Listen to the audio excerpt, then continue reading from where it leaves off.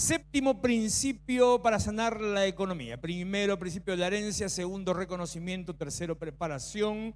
Cuarto, principio de la vigilia. Quinto, siembra y cosecha, como le dimos a ese. Sexto, que fue el de la semana pasada, principio de la buena tierra, saber dónde invertir. Y séptimo, que es el que entramos hoy, principio del éxodo. Así que vamos a empezar, tiene mucho que ver, por eso digo, incluso con la canción, con el proceso a salir del desierto. Todavía falta unas cuantas semanas con esto, unas cuantas semanas tenemos por delante, y así como dijo Ada también, preste atención, tome nota, escuche principios que si los aplicamos y los ponemos delante del Señor y en práctica, entonces van a ser de edificación para nosotros. ¿Qué significa este principio del éxodo? Es muy común en la jerga cristiana. La jerga es aquella forma de hablar, la cultura, los hábitos, como estoy hoy, Señor, los hábitos del mundo evangélico, el mundo cristiano evangélico, la jerga cristiana. Es muy común hacer referencia a veces a dos palabras o dos expresiones que son bastante similares en el contenido. Una es el mundo y otra es Egipto. Es cierto que nosotros como iglesia no acostumbramos a hacer mucho énfasis en eso, pero se escucha. El hablar del mundo, el hablar de Egipto, de salir de Egipto, de entrar a Egipto, de volver a Egipto, el hablar de la vida mundana, o ese texto, como por eso estaba leyendo de Gálatas que recién leyó Ada, de la vida en la carne, de los deseos carnales, los deseos pecaminosos. ¿Qué significa cada uno de estos? Más o menos, porque parten del mismo principio, pero tienen algunas particularidades. El mundo es todo lo que no es de Dios. El mundo alude a la vida secular. Secular quiere decir del mundo, de la época, de la humanidad. Todo aquello que no tiene que ver con lo que corresponde a Dios. Mundo quiere decir también, por ejemplo, de cómo éramos nosotros, cómo nos movíamos nosotros, cómo pensábamos nosotros y las cosas que hacíamos antes de conocer al Señor. Yo sé que si usted es nuevo en la iglesia o hace poco que está, o no tiene metida la cultura evangélica, primero de gracias a Dios por eso, que no la tiene metida, entonces dice, una vez alguien me lo dijo, ¿cómo del mundo? ¿Y vos de qué planeta sos? No trata de que sea de otro planeta, es una expresión en la Biblia que está sacada de un par de textos que lleva esa idea. El mundo es todo lo que es anti-Dios, fuera de Dios. Egipto tiene que ver con un sistema de opresión. Egipto tiene que ver con el poder diabólico. Egipto tiene que ver con la esclavitud. Egipto hace alusión al tiempo que Israel vivió en esclavitud, Egipto, y estando en esclavitud en Egipto, a la opresión que recibía, que tenía de parte de Faraón. Dentro de la tipología bíblica, tipología quiere decir, eso es teología, quiere decir lo que representa cada una de esas cosas en su manifestación espiritual o en la manifestación real, natural al día de hoy. Para que me entienda esto, Faraón se enseña teología, si quiere anótelo, si no, no le importa. Faraón es un tipo de Satanás, o sea, representa, es la figura para nuestra vida en lo espiritual. Faraón viene a ser el diablo. En ese mismo contexto, Egipto es la esclavitud, Egipto también puede llegar a ser el mundo, Egipto es la vida vieja, pero básicamente Egipto es de donde Dios nos sacó. Egipto es de donde Dios nos sacó. Todo el proceso del éxodo tiene que ver con, después de las 10 plagas, el momento en que Moisés se le planta a Faraón, donde Dios hizo un montón de juego estratégico con Faraón. O sea, si usted analiza bien, si usted lee bien la Biblia, Dios manipuló a Faraón. Dios jugó con Faraón como un ratoncito. Dios usó a Faraón para la gloria de Dios en el pueblo de Israel. Después de todo ese proceso, de todas las 10 plagas, cuando salen de ahí, Dios a través de Moisés saca al pueblo de Egipto, se encuentra con el Mar Rojo. El Mar Rojo es también un tipo de la salvación. Ve cómo, así es como funciona la Biblia o la interpretación bíblica.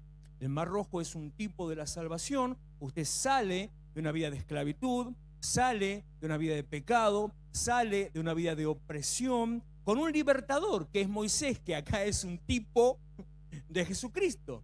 Entonces Moisés es el libertador, como si fuera Jesús, lo está sacando de esa vida vieja y lo pone delante y después atraviesa el Mar Rojo. ¿Por qué atravesar el mar? Porque por eso mismo es que nos bautizamos, y estoy en deuda, por los que me han preguntado por el bautismo, estoy en deuda con el bautismo, desde la pandemia, la mudanza y todo eso, quedamos sin bautizar y debemos todavía un bautismo, y Dios mediante ojalá se pueda hacer en este año.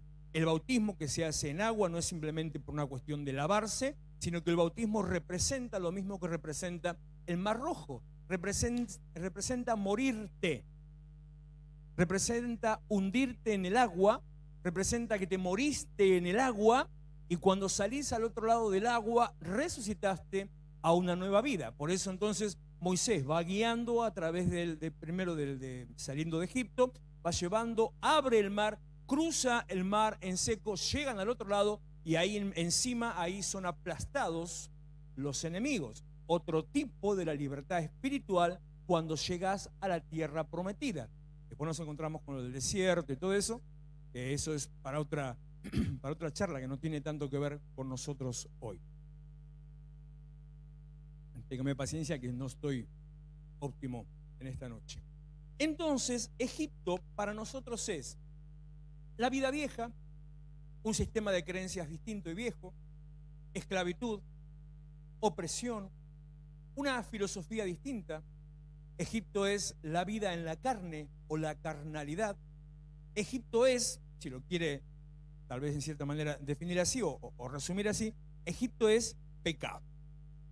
Hebreos capítulo 11, versículo 24, empiezan las referencias acerca de Egipto. Por la fe Moisés, ya adulto, renunció a ser llamado hijo de la hija del faraón, prefirió ser maltratado con el pueblo de Dios a disfrutar de los efímeros placeres del pecado. Consideró que lo oprobio por causa del Mesías era una mayor riqueza que los tesoros de Egipto. ¿Ve? Había una comparación. Es mejor la vida en Cristo, es mejor lo que el Señor nos ofrece que los grandes placeres que teníamos y las grandes riquezas que teníamos. Y no se olvide que Moisés estaba catalogado, era prácticamente como un príncipe en Egipto, entonces tenía de todo tipo de bienes a su disposición, pero eligió lo que Dios tenía para dar. Termina el versículo diciendo, porque tenía la mirada puesta en la recompensa, lo que en la versión tradicional dice el galardón. O sea, pasó todo lo que pasó, pasó el exilio, pasó la persecución, pasó el desierto, y todo él tenía mirando por delante el galardón, la recompensa, el premio, aquello que Dios les va a dar a quienes, a los que lleguen al otro lado, a los que lleguen al final de la carrera, como dice el apóstol Pablo, a los que después de todas las luchas que usted pase, pueda decir que también es un vencedor con Jesucristo, al que, como dice Juan en Apocalipsis, persevere hasta el fin, hasta el fin. Así como le dije sobre los matrimonios, nunca crea que no puedo aprender algo. En la vida cristiana, nunca crea que ya está todo cocinado. Siempre seguimos avanzando, siempre seguimos creciendo y Dios tiene más para nosotros. Israel tuvo... Ay, Dios. ¿Llegaré hasta el final? Sí. Israel tuvo una relación un poco rara con Egipto. Si lo analizara un psicólogo, diría que tuvo una relación tóxica o patológica con Egipto. Porque así como significa la salvación, escucha este relato que yo le voy a hacer de las idas y vueltas entre Israel y Egipto. Abraham y Sara viajan a Egipto a causa de la hambruna. Había sequía, había hambre, van allá y después con José conviven en esa tierra para poder tener alimento.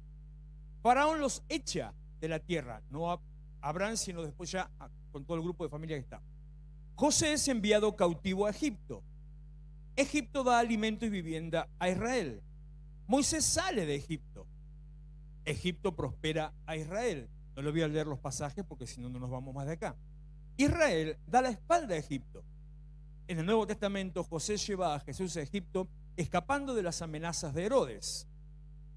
Y el último punto, José vuelve de Egipto con Jesús cumpliendo la profecía de Oseas. O sea que fíjese, va y viene, va y viene, va y viene, y de vuelta siempre una relación cercana. Bueno, Egipto e Israel están muy cerca, están pegaditos, los separa simplemente un mar, están ahí al lado, y siempre una relación tal vez amistosa o de compañerismo, de cercanía y mucho de enemistad. Mateo 2:15. Vení, por favor, un segundito.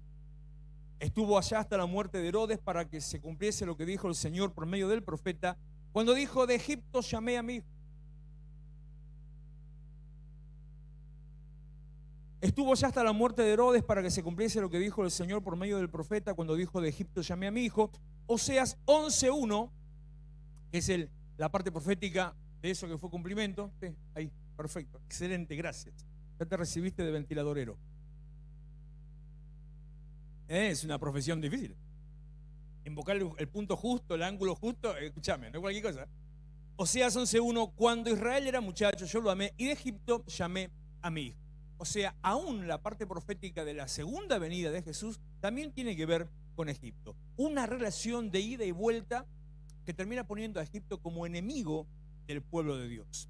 Tal es así que ahora le voy a seguir leyendo Biblia. Jeremías, Deuteronomio, Isaías, da entre advertencias y casi amenazas si es que el pueblo de Dios sigue teniendo relación con Egipto. Hay muchísimos pasajes, no voy a comentar todos los pasajes, 2 o 3 que son más o menos reveladores en esto. Una relación prohibitiva llegó a haber entre Israel y Egipto. Jeremías 44:27. Y no se asuste que ya enseguida voy al punto central. He aquí que yo velo sobre ellos para mal y no para bien, y todos los hombres de Judá que están en tierra de Egipto serán consumidos a espada de hambre hasta que perezcan del todo. Qué lindo que es esta palabrita así que te da ánimo. Por pertenecer al pueblo de Dios y estar en la tierra de Egipto, se van a morir de hambre y Dios los va a borrar de la tierra. Eso tiene que ver con algo que le voy a hablar dentro de un ratito, que es la desubicación. Deuteronomio 17:16.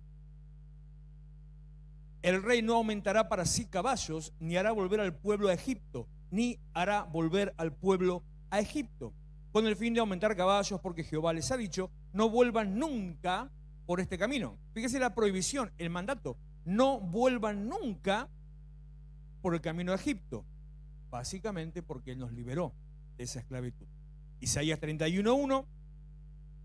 Hay de los que descienden a Egipto por ayuda y confían en caballos, y su esperanza ponen en carros, porque son muchos, y en jinetes, porque son valientes, y no miran al Santo de Israel, ni buscan al Señor.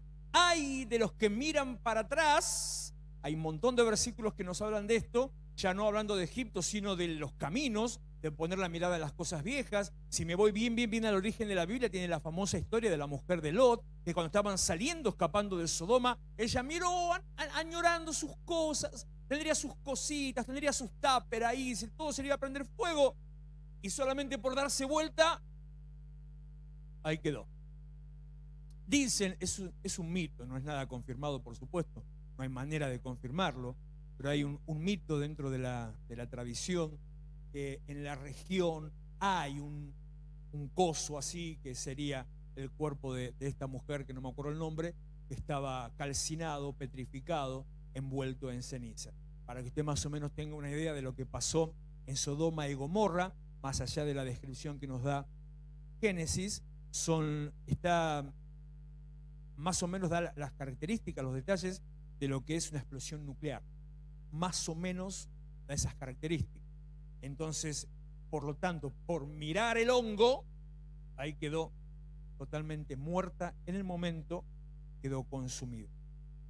El Nuevo Testamento hace alusión a Egipto específicamente como volver a la vida en Cristo, lo que le decía recién, Judas capítulo 1, verso 5. Quiero recordarles, ya que una vez lo han sabido, que el Señor, habiendo salvado al pueblo, sacándolo de Egipto,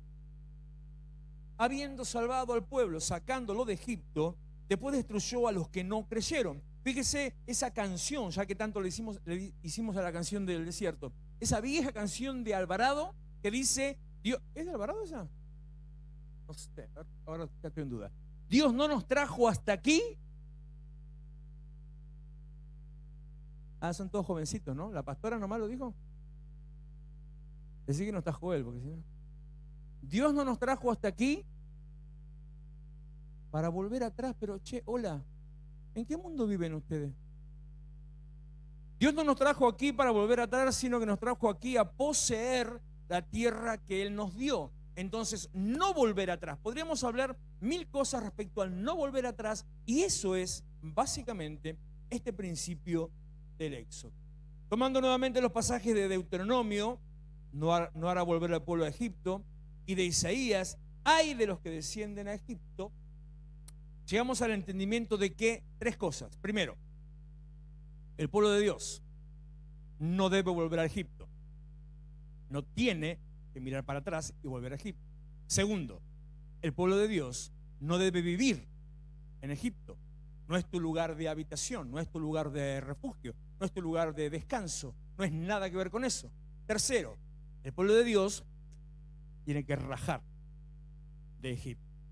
Si por alguna situación entre estas tres cosas que digo, si volviste porque, y ahora vas a entender a qué se trata el volver, volviste porque estaba más lindo el clima, volviste porque te gustaban las palmeras, volviste porque, como decía Israel, las cebollas y los ajos eran más ricos en Egipto, y de golpe te das cuenta, cuando la cosa no pinta del todo bien, te das cuenta que estás metido en medio de Egipto, y en vez de ver delante tuyo, de reconocer al Señor en tus caminos, lo que tenés delante es una pirámide, es el momento de salir rajando y empezar otra vez a recorrer el camino que Dios te abrió, el camino que Dios tiene para vos. Egipto es el mundo. El mundo tiene sus criterios. El mundo tiene sus estrategias. El mundo tiene su sistema de pensamientos y de creencias. El mundo tiene su ideología. El mundo tiene su manera de hacer las cosas. Si nosotros como pueblo de Dios, si nosotros como cristianos, si nosotros como iglesia, hay que ser iglesia, nos manejamos en la vida desde lo personal a lo comercial, con principios del mundo, creo que nunca tantas veces en una predica dije la palabra mundo. Vale por todo lo de todos los años anteriores. Si utilizamos los principios mundanos, si utilizamos las estrategias mundanas, si utilizamos los criterios del mundo, nos ponemos en contra de los planes y principios de Dios. Si apuntamos solamente a seguir los preceptos, la forma en las que se manejan en el mundo, nos ponemos en contra de los principios de Dios. Y Dios no bendice a aquello que está en contra de sus principios. En el sistema económico del mundo, por ejemplo, pensaba cuando estaba con esto, una frase que muchas veces la hemos dicho, no tiene mucho que ver con esto, pero aplica de todos modos. En el reino de Dios, 2 más 2 no siempre es 4. En el reino de Dios, 2 más 2 puede ser 5, o puede ser 3.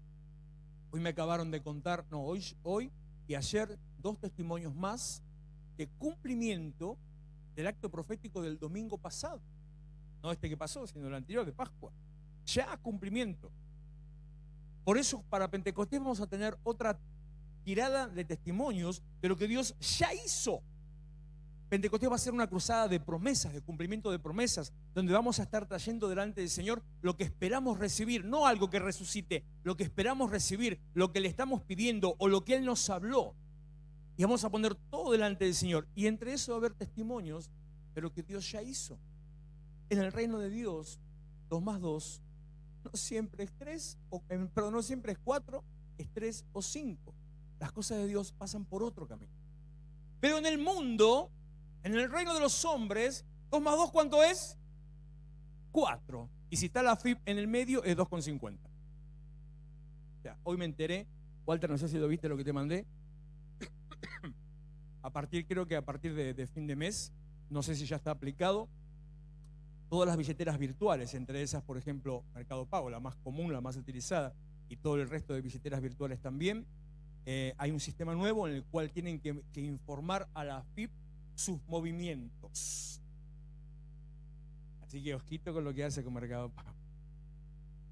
Diga que más o menos en algunos casos tal vez no nos toque, porque son básicamente 3 cosas las que van a informar. Primero, si usted recibe plata por Mercado Pago por un monto mayor a 30.000 pesos, Mercado Pago se lo tiene que informar a la AFIP. Si es una transferencia, no, pero si es un envío de dinero o si es alguna operación comercial o un QR o algo de eso, entonces Mercado Pago se lo informa a la AFIP. Segundo, si en su cuenta de Mercado Pago usted llega a tener al final del mes, o sea, en el lapso de 30 días, contados de a 30 días, corte de 30 días, usted tiene un saldo positivo de 90.000 pesos, una fortuna, es impresionante 90.000 pesos. Con 90.000 pesos te podés ir a Cancún. Sí, en Dios sí, amén, pero si usted tiene un saldo positivo de 90.000 pesos, le queda un saldo positivo de 90.000 pesos, entonces Mercado Pago tiene que informar a la AFIP. Y la tercera no me acuerdo, era también algo de un movimiento, una cosa así, pero no me acuerdo cuál era. O sea que ya estamos totalmente rodeados por todos lados. Volviendo, porque no me quiero ir solamente de ese punto, no solamente que en el sistema del mundo las cosas son así como usted las ve, sino que también el sistema económico del mundo gira alrededor de la estafa, de la manipulación, de la mentira o el engaño. El sistema del mundo gira, bueno, no gira, es en negro, cuando el sistema de Dios es luz. Y acá nos encontramos con temitas un poquito delicados, porque si algunos ya estará pensando, ¿qué quiere, pastor? ¿Que yo me ponga todo en blanco y que pague todos los impuestos? No es eso lo que estoy diciendo, sino que aprendamos a movernos de la manera correcta delante de Dios. Y no digo no pague impuestos, digo no permita que el sistema opresor de Faraón de Egipto lo esclavice, lo oprima y le robe lo suyo, que son 2 cosas distintas. Porque nuestro sistema económico de nuestro país está pensado de tal manera que si usted tiene un negocio, cualquier tipo de negocio que sea, y paga totalmente todos, absolutamente todos los impuestos que le corresponderían, usted tendría que estar abonando más o menos aproximadamente el 105% de sus ganancias. O sea, si en el negocio le entraron 10, tiene que pagar 10,5 o algo así, siempre hago mal las cuentas. ¿Y qué le queda? Absolutamente nada. Por eso el sistema económico argentino, el sistema impositivo argentino es inaplicable. Pero dice Mateo 22:21, den al César lo que es del César, den a Dios lo que es de Dios. Si va a poner un negocio, si va a tener un emprendimiento, si se va a poner a vender ropa, si va a ponerse a vender, no sé, caramelos en la esquina de la casa, qué sé yo. Si va a vender artesanías, si va a vender, creo que ahora se puede vender cualquier cosa. Gracias a la pandemia, a la cuarentena y a las redes, aumentó eso terriblemente. Primero, no se ponga inmediatamente a inscribirse en todo, no quiera tener un local en el momento, esto lo digo siempre, sino que trabaje en forma virtual, trabaje en un boca a boca, trabaje en un casa por casa. En cuanto más o menos se esté acomodando, no al principio, en cuanto más o menos ya esté acomodado, hágase un monotributo. Saque un monotributo. Como emprendedor o como comerciante o como lo que sea. Pero me lleva, no sé cuánto es el monto de la categoría más baja. ¿Alguien sabe? ¿Cuánto? Bueno, pónganse de acuerdo. ¿Cuánto decís, Ivana? 3.600, te están robando vos.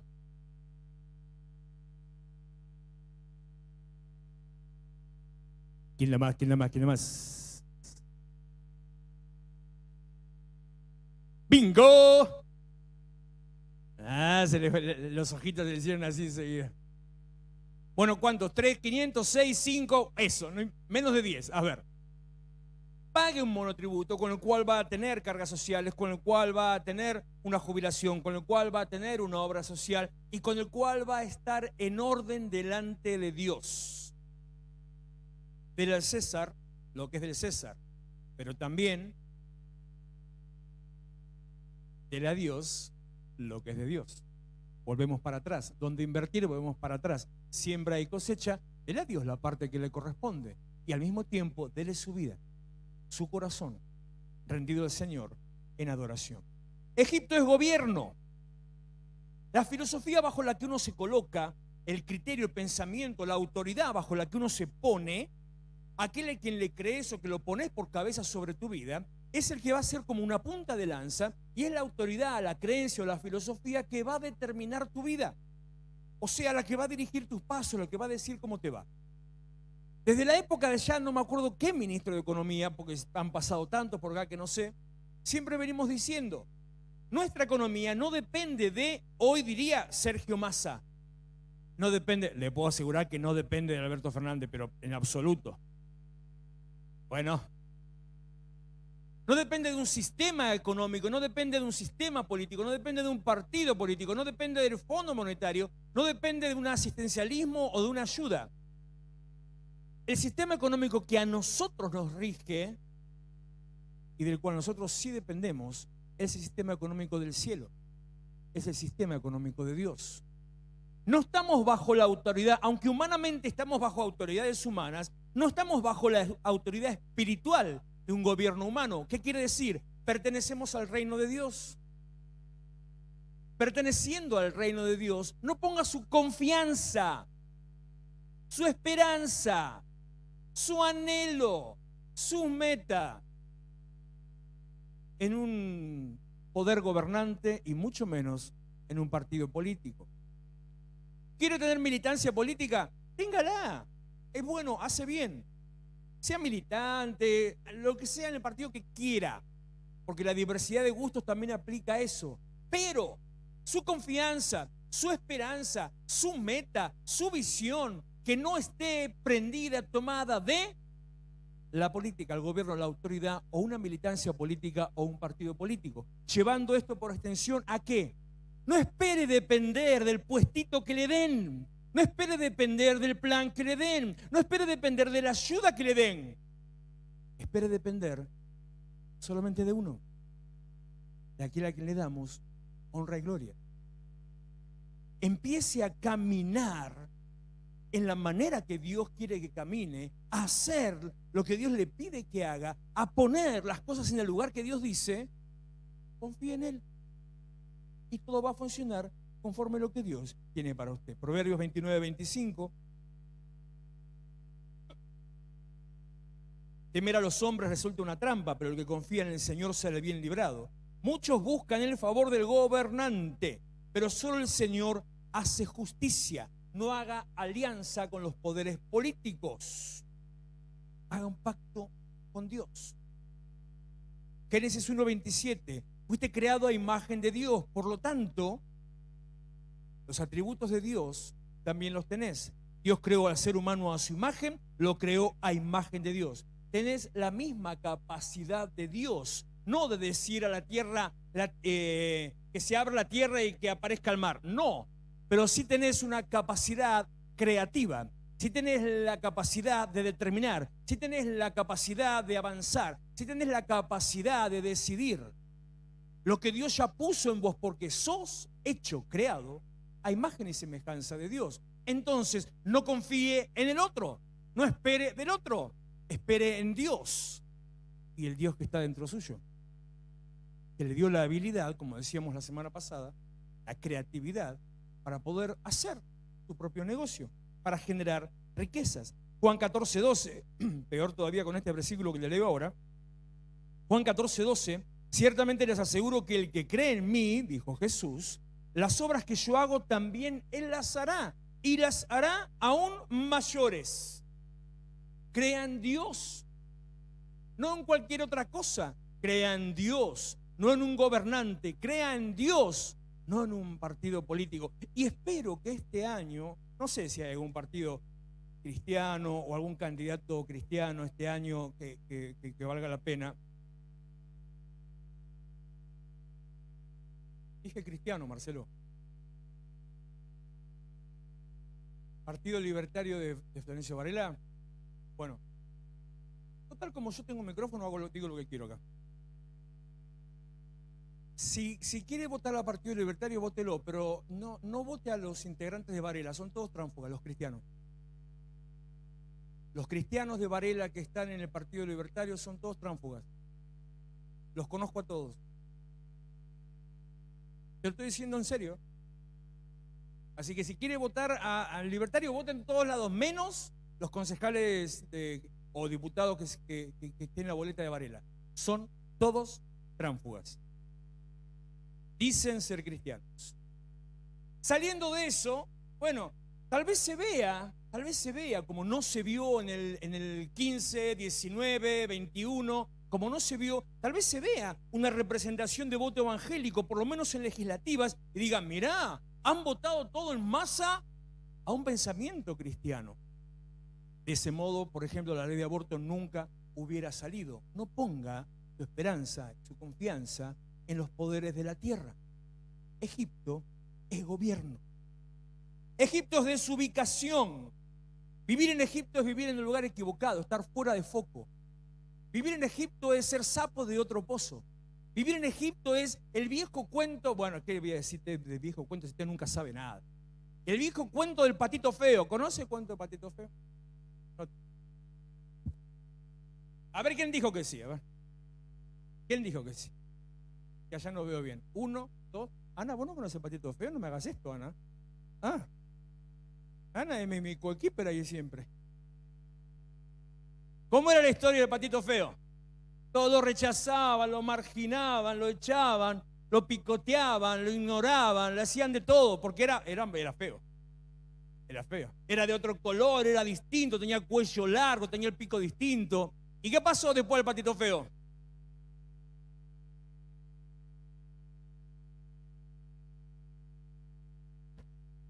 No, empecé a escuchar algunas cosas raras por ahí.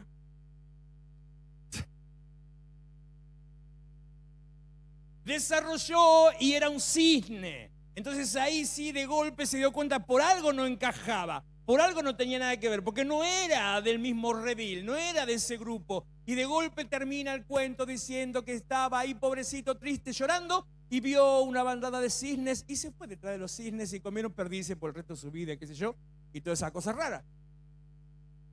Volver a Egipto, estar en Egipto, usar Egipto, pensar Egipto, es estar desubicado. No perteneces a ese grupo. Trabajás en un lugar secular, trabajás con gente no cristiana. No perteneces a ese grupo. ¿Qué renuncio? No, sé luz en ese grupo. Mostrá cómo se hacen las cosas distintas en ese grupo. Lo que quiere decir, parafraseando a Jeremías, que no te contagien a vos haciendo vos las cosas que hacen eso, que hacen ellos, sino que vos empieces a sembrar esas semillitas de fe y a mostrar que se puede vivir de otra manera. No perteneces a ese lugar. Lucas capítulo 13, versículo 6. Entonces les contó esta parábola. Un hombre tenía una higuera plantada en su viñedo, pero cuando fue a buscar fruto en ella no encontró nada. Así que le dijo el viñador, mira, ya hace 3 años que vengo a buscar fruto en esta higuera y no he encontrado nada. Córtala, ¿para qué ha de ocupar terreno? La higuera no daba fruto. Obviamente el tipo mucho no la estaba cuidando, pero no daba fruto. 3 años estuvo ahí, no dio fruto. 3 años plantada, 3 años sembrada, no dio fruto. ¿Por qué no dio fruto? Explíqueme qué hace una higuera en un viñedo. El viñedo es para la vid, para la uva, para la parra y para el vino. No para la higuera. Cuando no estás en el lugar que tenés que estar, no das fruto. Cuando no estás en el lugar que tenés que estar, te secas. Cuando no estás en el lugar que tenés que estar, al final te cortan y te desechan, porque no perteneces a ese grupo. Tenés un lugar para desarrollarte, un lugar para crecer, un lugar para invertir, un lugar para sembrar. Tenés una manera de comportarte, una forma de actuar. Tenés una manera de ver las cosas distintas al resto del mundo. Tenés un testimonio que guardar. No vuelvas a Egipto. Y por último, Egipto es volver al pasado. Hay una frase que escuché una vez que siempre me ministra. Y Gracias, Claudio, porque hoy estoy así.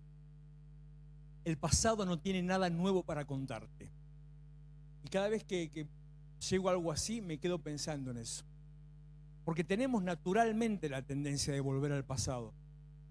Tenemos la tendencia de volver a como éramos antes. Cuando te juntás con gente, cuando te juntás con familia no cristiana, empiezan los recuerdos, empiezan los chistes, empiezan los códigos propios. Tenés la tendencia a volverte para atrás. No perteneces a ese grupo, no vuelvas al pasado, no tiene nada nuevo que contarte. Volver al pasado, volver a Egipto es volver a las mismas crisis, volver a la misma miseria, a la misma soledad, al mismo vacío, de donde Dios te sacó, de donde Dios te liberó, de la esclavitud que Dios cortó, de la opresión que Dios sacó de tu vida. 1 Corintios capítulo 10. Hay una tierra prometida para vos. Una tierra de plenitud, de provisión, de bendición, de abundancia.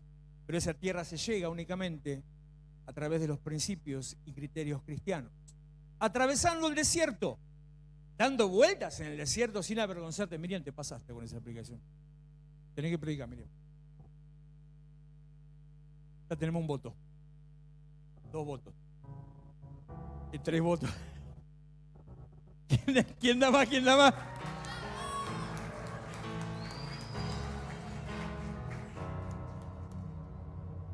No sé, ¿eh?